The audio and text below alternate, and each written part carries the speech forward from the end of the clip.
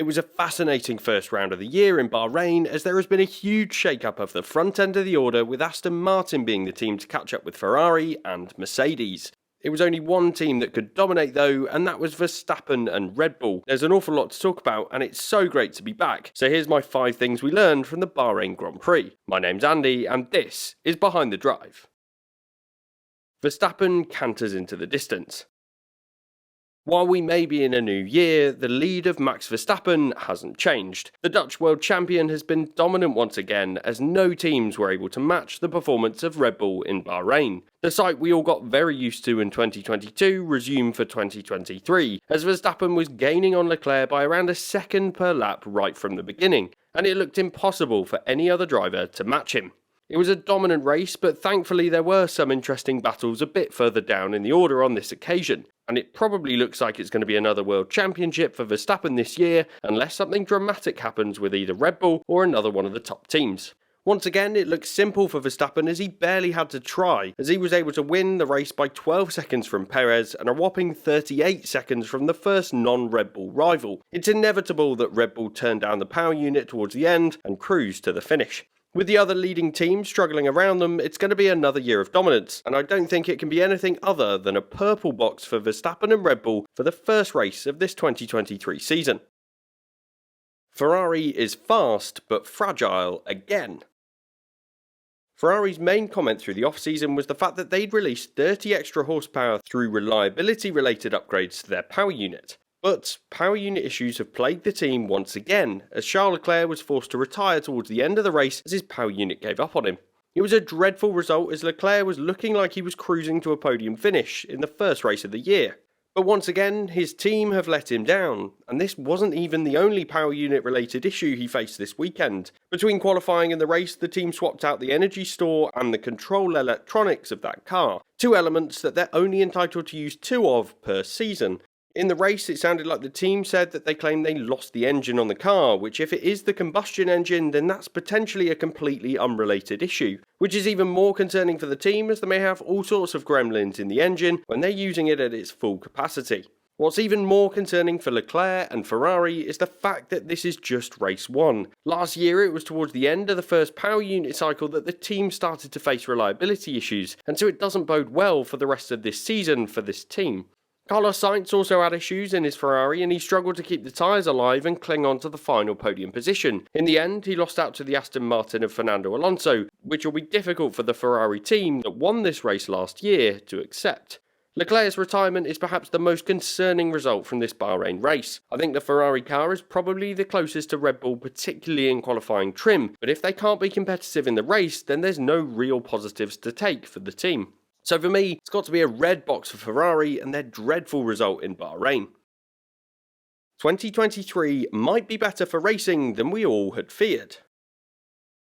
After testing, there were all sorts of fears that we were heading towards one of the most dominant seasons in the history of the sport. Red Bull and Verstappen in particular were so strong in testing, and it looked like they would run away with the championship again this season. But then all weekend we had the potential of Aston Martin, which I'll be discussing in this video, and also different teams seem to be able to find pace at different times. Even Hülkenberg managed a top 5 result in the Haas during FP2, and the other teams like McLaren managed top 5 results in FP1.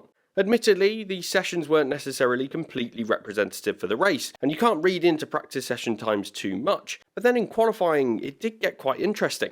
In Q1, with all cars on track, the whole grid was split by just 1.2 seconds. Last year, that same gap in Q1 was more than 2.1 seconds, so the whole grid was much closer together.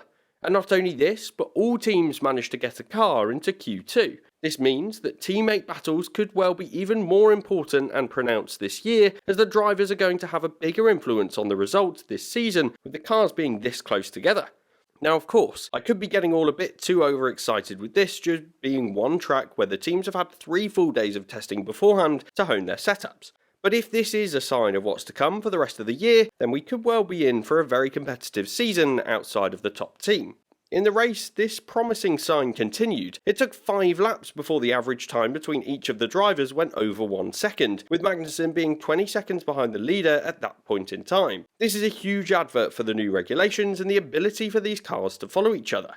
And then, even at the front, there looks to be a new competitor in Aston Martin, which may well shake up the order and ruffle some feathers in the established top 3 teams this season. With more top teams, it may well be the case that each of them can take the challenge to Red Bull at different circuits, and I think we can all be excited for what's to come in 2023.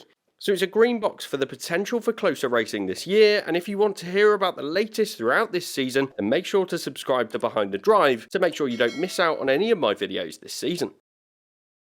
The Aston Martin pace is real. The whole weekend in Bahrain was full of discussion over whether the Aston Martin pace that they'd shown in testing and in free practice was real. In qualifying, it was apparent that they've been able to bridge the gap to the top 3 teams, a feat that so many midfield runners like McLaren and Alpine have been trying to do for years. For the team that came 7th in last year's championship to make their way towards the top teams in just a year is a huge achievement. And I think this is the first sign that the cost cap and the aero testing rules are really working to level the playing field. Alonso's 5th place qualifying position was a remarkable achievement, and it's great to see the Spanish driver finally making a career move that seems to be working out as he got ahead of both Mercedes cars in quali. In the race, they followed it up, competing with Mercedes throughout, and it felt like they were well ahead of the rest of the pack. Admittedly, it took just 4 corners before Stroll and Alonso made contact. Last year, both of these drivers had incidents with their respective teammates, and it didn't take long for Stroll to hit the right rear corner of his teammate's car. I think this may be something that we might need to get used to throughout this season given how competitive they'll be this year. What I found particularly interesting with this event was the fact that the team didn't inform Alonso who hit him into that corner, despite the fact that he asked for more information throughout the early stages of the Grand Prix. Aston Martin definitely had better tyre degradation than the Mercedes and the Ferrari teams, and in the hands of Alonso, that car was certainly stronger than both Mercedes cars and the Ferrari of Carlos Sainz. It ended up with a great podium finish on Alonso's Aston Martin debut, his first in the sport since Qatar in 2021. This is an awesome result, and a great showcase of Alonso's skill as he had so much capacity to think about his teammates, to compliment the team on their car, and think about his race strategy. I think it was an awesome result for him and the team, and it's going to be a fascinating year for Aston Martin. There's no doubt for me that Aston Martin and Alonso deserve to get a green box for what's been an awesome off-season and achieving something that many teams have tried and failed to achieve in the last decade of Formula 1 as they've bridged the gap to the front 3. McLaren may be in for a long 2023. Perhaps the team that will be the most disappointed going into 2023 is McLaren. The whole team has been downplaying their chances since the launch, with Zak Brown admitting that the team have failed to achieve their targets in the off-season. Going into this race weekend, there were promising signs, with Norris getting a 4th place in the first practice session, but from that point, it was just downhill from there. The team had a disappointing qualifying session, with the drivers finishing 11th and 18th, and then in the race itself, they had it even worse. After just 11 laps, Norris had an issue with his power unit as they had to top it up with pneumatic fluid in the first pit stop. This compromised his strategy. But even before that point, Norris was falling back down the order as he was being overtaken by the Williams cars. Norris was then forced to stop for a second time on just lap 18 as they continued to have power unit related problems. In the end, Norris made 5 pit stops in this race, and it begs the question of why McLaren even bothered keeping the British driver on track, given he was always going to end up last in this race with that issue. As for Piastri, well, he had a disappointing race as well, as he became the first retirement of the Grand Prix with a gearbox issue that couldn't be fixed with a swap of the steering wheel at the first stop. So it was just a dreadful evening in the desert for McLaren, and while the whole field is very close together this year, the McLaren team have made less progress in the last 12 months than most other teams. The team has said that they've got upgrades scheduled for early on in the season, and this may well bring them back into contention, but there's no doubt that this has been a dreadful start to the year once again for McLaren, and when you see teams like Aston Martin bridging the gap to the top 3 runners, you have to question whether the Papaya team are heading in the right direction at all. So it's a red box for McLaren this weekend. Honourable Mentions. A few honourable mentions are needed today, one of which has to go to Esteban Ocon, who by lap 29 had accrued 20 seconds worth of penalties, some of which were not really his fault. He was out of position at the start, for which he got a 5-second penalty, and then his team worked on his car too soon during the serving of that penalty, which meant it became another 10-second penalty on top. And then the Frenchman was caught speeding in the pit lane, which is just a rookie error for the driver. So Ocon almost got himself a red box for his disappointing evening in Bahrain.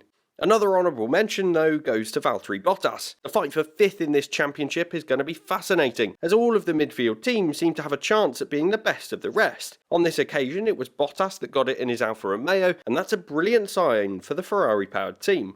I think Gasly also deserves an honourable mention for what was a very strong drive to gain 11 positions and finish 9th for Alpine. While his teammate had a dreadful race, he was able to get a couple of potentially critical points from his first race of the year and his first race not in a Red Bull powered car. And finally, I want to give a shout out to both Williams drivers. The team had a difficult year last season and a difficult off-season as many people thought they'd be last after testing. But it was Albon who took the final points paying position of the first race of the year, and his new teammate in Logan Sargent took 12th, which was a brilliant result on his F1 debut and rounded out an awesome result for the team to get points on the board already. Whilst the dominance at the front of this championship might not be what we want to see in 2023, the fight for 2nd in this Constructors' Championship is going to be fascinating to watch. It's going to be a great season, but let me know what I missed from this fascinating first race of the year, and make sure to leave a like if you enjoyed the video.